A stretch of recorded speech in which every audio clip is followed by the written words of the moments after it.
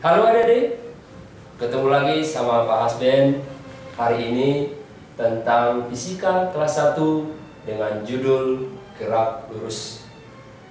Nah, dalam kehidupan sehari-hari adik-adik, kita sebenarnya selalu mempraktekkan yang namanya gerak lurus. Mulailah itu naik mobil, naik motor, jalan kaki, lari maraton, dan lain sebagainya. Nah, aplikasinya itu dalam sehari-hari sekarang kita lihat bagaimana secara ilmiahnya. Nah, gerak lurus ini kita bagi dengan 4 bagian utama. Yang pertama, komponen gerak. Yang kedua, gerak lurus beraturan atau yang disingkat GLB. Yang ketiga, gerak lurus berubah beraturan atau disingkat GLBB. Dan terakhir yang keempat, gerak vertikal disingkat GV. Baiklah, kita mulai. Yang pertama, komponen gerak. Komponen gerak ada 3. Yang pertama adalah jarak dan perpindahan. Yang kedua adalah kecepatan rata-rata. Dan yang ketiga adalah percepatan rata-rata. Nah, secara matematis, kecepatan rata-rata dapat dituliskan sebagai berikut. V sama dengan delta S per delta T. V sama dengan delta S per delta T. V adalah kecepatan rata-ratanya, delta S adalah perubahan jarak, delta T adalah selang waktu. Dan yang berikutnya, percepatan rata-rata secara matematis dituliskan dengan A sama dengan delta V per delta T. Delta V per delta T. Delta V artinya perubahan kecepatan, delta T adalah selang waktu, dan percepatan adalah A. Nah, itulah adik-adik tentang komponen gerak. Lalu kita lanjutkan bagian yang kedua tentang gerak lurus beraturan yang kita singkat dengan GLB. Nah, di GLB ini ada 3 bagian utama yang akan kita bahas. Yang pertama, bagaimana sifat daripada suatu benda yang bergerak lurus beraturan. Sifatnya adalah sebagai berikut. Kecepatan ataupun V selalu tetap setiap saat, tidak pernah mengalami perubahan. Itu sifat yang pertama. Sifat yang kedua, tidak terjadi percepatan, atau kita katakan A sama dengan 0. Sifat yang ketiga, lintasannya berupa garis lurus. Jadi ada 3 sifat utama daripada gerak lurus beraturan. V tetap, A sama dengan 0, dan lintasan lurus. Baiklah, setelah ini kita lanjutkan apa rumus atau apa persamaan matematis yang berlaku untuk GLB. Nah, rumus yang berlaku untuk GLB hanya ada 1, Yang pertama yaitu S sama dengan V kali T. Namun ada jabarannya. Kalau yang ditanya misalnya V, berarti V itu sama dengan S dibagi T. Kalau yang ditanya T, berarti bisa kita buat S per V. Ya, namun bentuk asalnya hanya 1, S sama dengan V dikali dengan T. Dan yang terakhir untuk gerak lurus beraturan ini, kita lihat bagaimana grafik yang ada pada gerak lurus beraturan ini. Grafik. Nah, grafiknya ini kita lihat ada 2. Yang pertama, hubungan antara kecepatan dengan waktu. Kita katakan tadi di sifat bahwa kecepatannya selalu tetap atau selalu konstan setiap saat. Maka yang artinya konstan berarti kalau kita buat variabel vertikal sebagai kecepatan dan horizontal sebagai T, berarti kecepatannya tidak pernah naik dan tidak pernah turun, dia rata. Nah, itulah grafiknya. Lalu bagaimana grafik kedua? Yaitu hubungan antara jarak tempuh dengan waktu. kita katakan jarak tempuh sebagai sumbu vertikal dan horizontal sebagai waktu. Semakin lama suatu benda bergerak, udah otomatis jarak yang tempuhnya semakin jauh. Maka kita buat sebagai grafik dalam bentuk linear, S dengan D.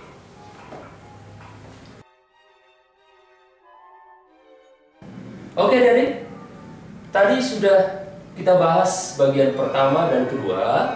Maka sekarang kita lanjutkan yang ketiga tentang gerak lurus berubah beraturan yang disingkat dengan GLBB. Nah, GLBB tentu sama seperti di GLB yang tadi, memiliki sifat, ya, memiliki sifat. Sifatnya adalah pertama, kecepatan atau V selalu berubah setiap saat. Kecepatan selalu berubah setiap saat. Sifat yang kedua, percepatannya selalu konstan.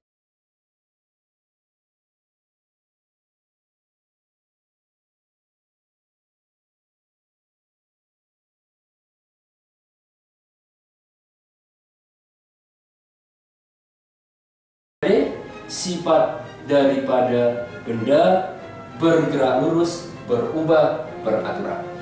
Nah, yang berikutnya, kalau kita sudah memahami sifatnya, tentu kita harus tahu juga bagaimana rumus yang berlaku pada GLBB. Yang pertama, rumusnya adalah VT sama dengan V0 tambah kurang A dikali T. Yang kedua, S sama dengan V0 kali T tambah kurang setengah kali A kali T kuadrat. Yang terakhir, VT kuadrat sama dengan V0 kuadrat tambah kurang 2 kali A kali dengan S. Inilah rumus atau persamaan matematis yang kita gunakan pada GLBB. Nah, keterangan dari setiap persamaan ini adalah V0 kecepatan awal, VT kecepatan akhir atau kecepatan sesaat, A percepatan, T waktu, dan S adalah jarak tempuh. Nah, tentu adik-adik masih ingat kembali waktu SMP ya. Di SMP persamaan ini sebenarnya sudah pernah kita bahas.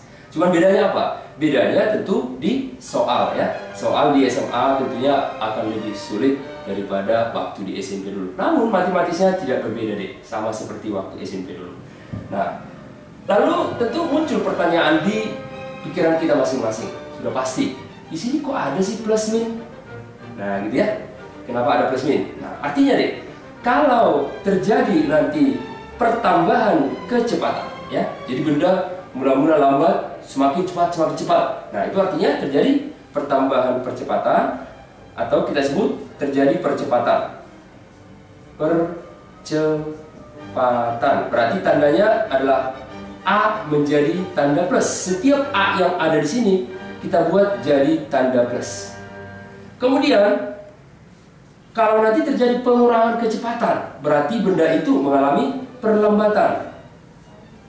Nah, kalau yang terjadi perlambatan, berarti komponen A ini semua kita buat menjadi tanda min. Itulah deh pengertian plus min yang ada di sini. Baik, terakhir untuk GLBB kita lihat grafiknya ya.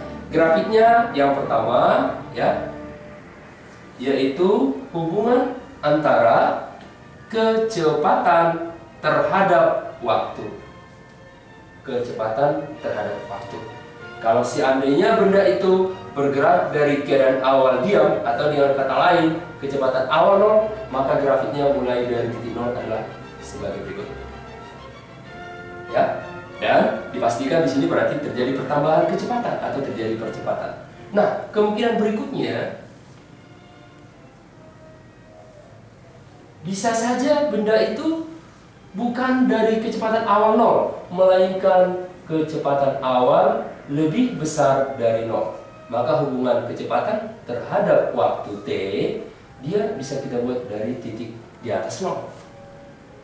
Dan berikutnya, grafik berikutnya adalah hubungan antara percepatan A dengan waktu T. Nah, sesuai dengan sifat tadi kembali bahwa A selalu konstan setiap saat. Konstan itu artinya apa? Artinya tidak pernah naik dan tidak pernah turun. Dia adalah horizontal. Nah, itu artinya tentang grafik hubungan percepatan dengan waktu. Sampai sini kira-kira ada problem nih? Bisa ya? Oke. Baik, kita lanjutkan yang terakhir tentang gerak vertikal. Nah, gerak vertikal ini masih terbagi atas 3 bagian besar.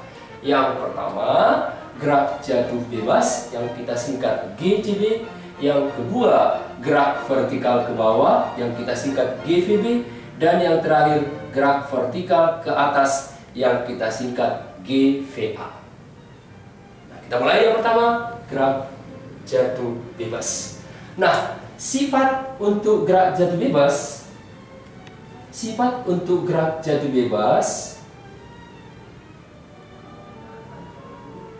ada beberapa. Yang pertama nih, kecepatan awal tidak ada atau kita sebut sama dengan 0. Nah, di sifat pertama gerak jatuh bebas. Kenapa? Nah, secara prakteknya misalkan ini tutup spidol, saya lepaskan tanpa gaya, maka itu namanya gerak jatuh bebas, ya, tanpa kecepatan awal.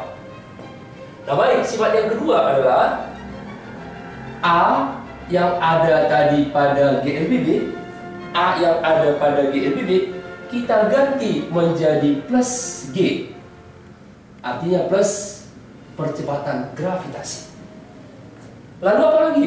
S yang ada di GLBB kita ganti menjadi H. S menjadi H. Nah, inilah sifat yang ada pada gerak jatuh bebas. Nah, setelah tahu kita sifatnya, bagaimana rumus secara umum yang berlaku pada gerak jatuh bebas ini?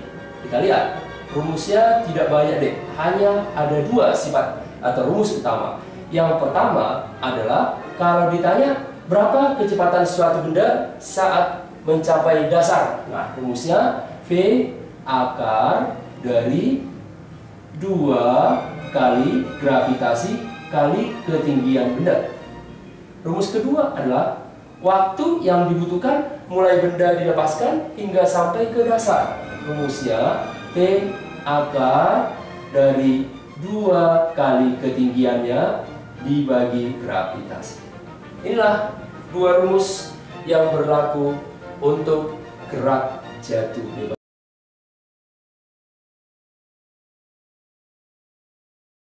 Nah, cukup jelas adik-adik? Baik, kalau cukup jelas kita lanjutkan yang kedua, gerak vertikal ke bawah. Untuk gerak vertikal ke bawah, kita akan lihat di sini adanya sifat, ya. Sifat sama seperti tadi di gerak jatuh bebas, dia memiliki sifat. Sifatnya deh, yang pertama adalah A yang ada pada GLBB diganti juga menjadi plus gravitasi. Nah, yang kedua, kalau tadi di gerak jatuh bebas, ya, kalau di gerak jatuh bebas V0 sama dengan 0, namun di gerak vertikal ke bawah V0 menjadi harus lebih besar dari 0. Lalu bagaimana dengan S? Tetap berlaku.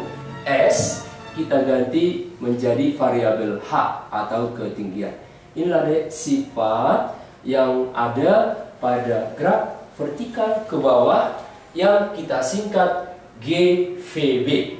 Nah, baiklah, setelah kita ketahui sifatnya, maka kita lihat bagaimana rumus atau persamaan yang ada pada gerak vertikal ke bawah ini.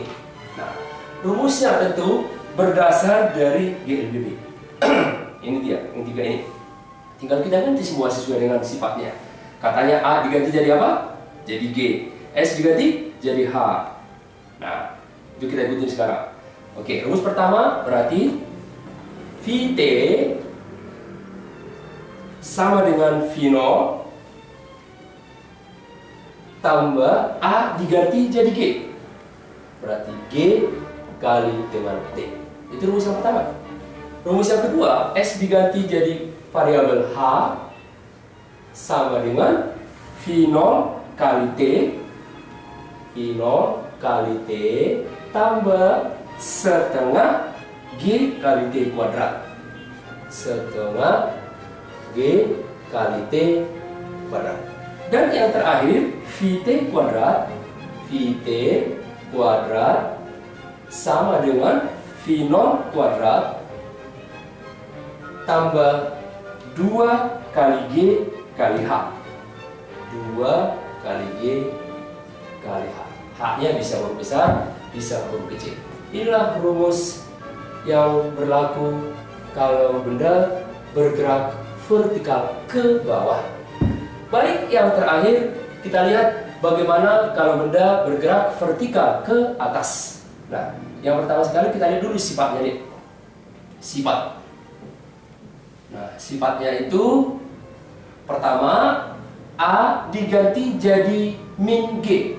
A sama dengan min G dan V0 tetap harus lebih besar daripada 0 dan S tetap kita ganti menjadi variabel H. Yang berbeda apa? Yang berbeda kalau di sini plus G, di sini jadi min G.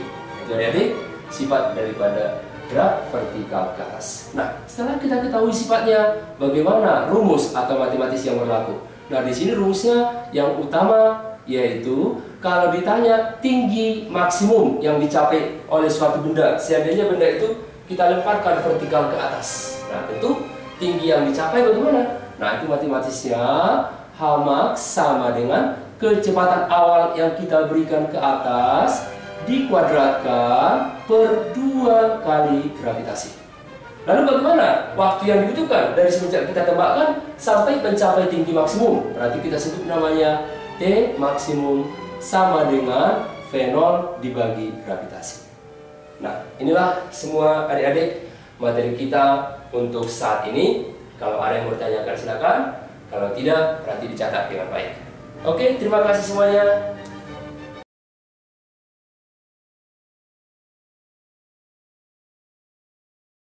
Adik-adik, tadi sudah kita jelaskan teori tentang gerak lurus. Nah, setelah kita memahami teori tersebut, tentunya kita akan bahas soal-soal yang berhubungan dengan teori tadi. Nah, yang pertama kita lihat dulu kaji latih kita nomor 6. Perhatikan grafik berikut. Nah, di sini ditampilkan ada 3 grafik D, grafik 1, 2, dan 3. Dari grafik di atas yang menunjukkan hubungan V, S, dan T pada gerak lurus beraturan adalah, nah ini harus jelas ya, pada gerak lurus beraturan, berarti GLB. Nah, tadi sudah kita jelaskan di teori, ada 2 tadi grafik gerak lurus beraturan, ya, tambah 1 yang dengan kecepatan, terus dengan jarak, ya. Jadi kalau tadi kalian lihat, kalian simak tadi deh, ada grafik yang seperti ini tadi satu kan? Nah, ini satu. Berarti nomor 1 betul. Hubungan antara kecepatan dengan waktu, di mana kecepatan selalu konstan setiap saat. Jadi dia nggak pernah naik, nggak pernah turun, ya. Dia datar gitu. Lalu yang kedua, hubungan antara jarak dengan waktu itu selalu linear. Semakin lama kita bergerak, maka semakin jauh jarak yang kita tempuh. Sudah otomatis deh. Kalau misalnya kita ambil sebagai berikut. Ini misalnya untuk selang pertama dulu kita katakan, berarti jaraknya adalah di sini. Kita ambil selang waktu berikutnya, jaraknya semakin naik, semakin bertambah. Kita ambil selang waktu berikutnya, jaraknya juga semakin bertambah. Oh, berarti ini betul sesuai dengan GLB. Nah, yang berikut yang 3, hubungan antara kecepatan dengan waktu. Ini kalau kita lihat gambar 2 dengan 3 mirip, tapi hati-hati. Di sini X, di sini V. Nah, kalau ini V artinya apa? Artinya berarti kecepatan berubah dari kecil semakin besar. Itu sudah tidak memenuhi. Itu hanya berlaku di GLBB. Namun di GLB kecepatannya selalu konstan. Berarti ini tidak ikut. Maka yang benar hanya 1 dan 2. Sehingga jawabannya adalah D. Oke.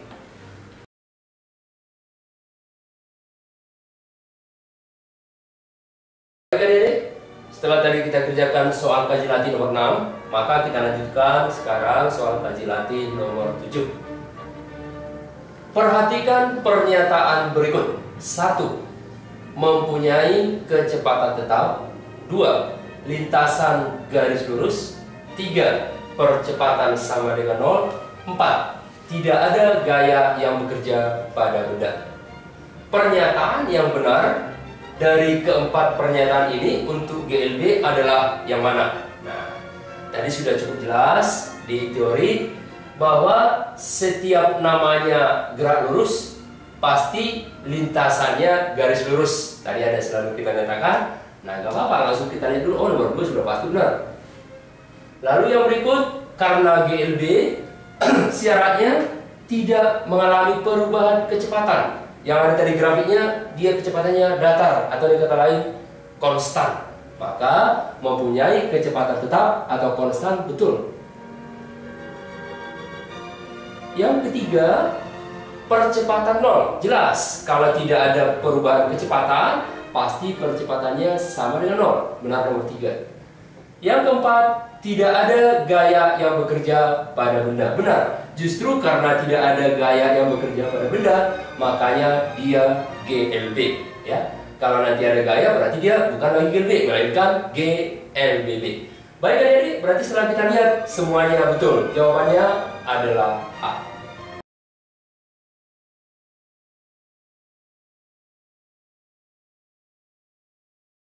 Adik-adik, kita lanjutkan soal kaji latih kita nomor 14.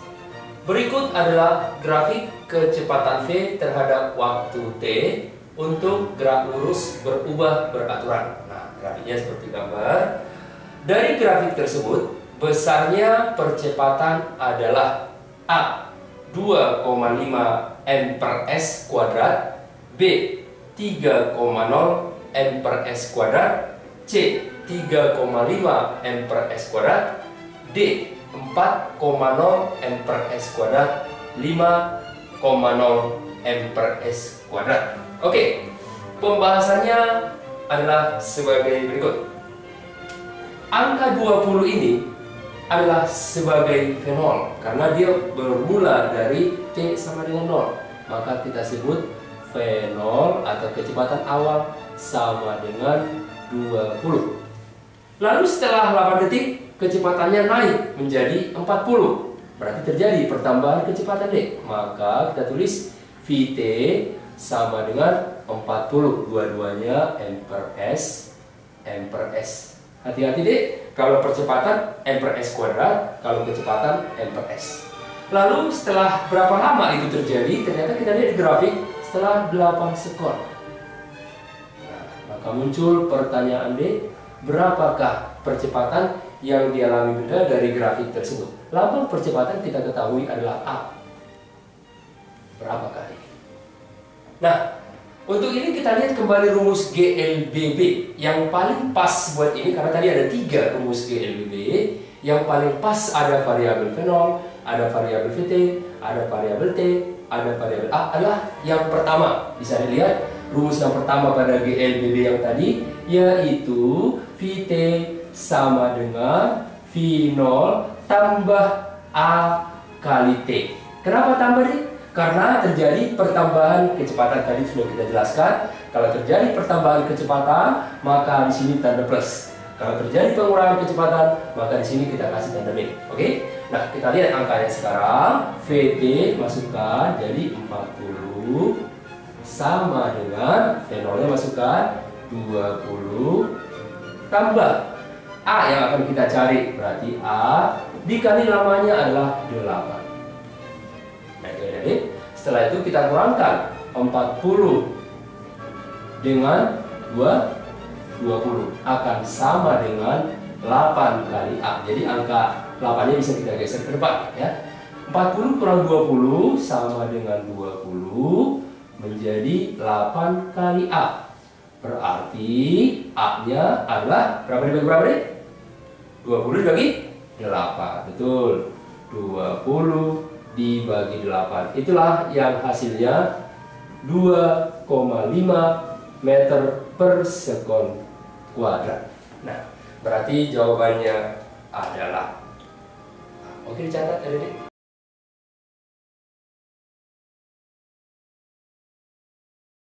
Ya, kita teruskan lagi deh soal kaji latih kita nomor 16.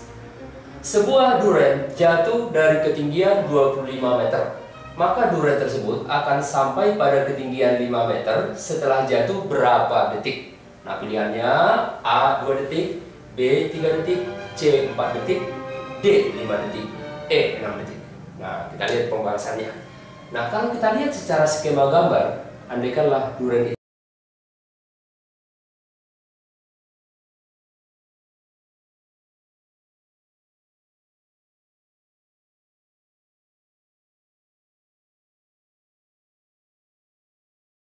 nah, otomatis setelah duren ini jatuh, pasti kedudukannya semakin pendek nanti dan sampai ke tanah.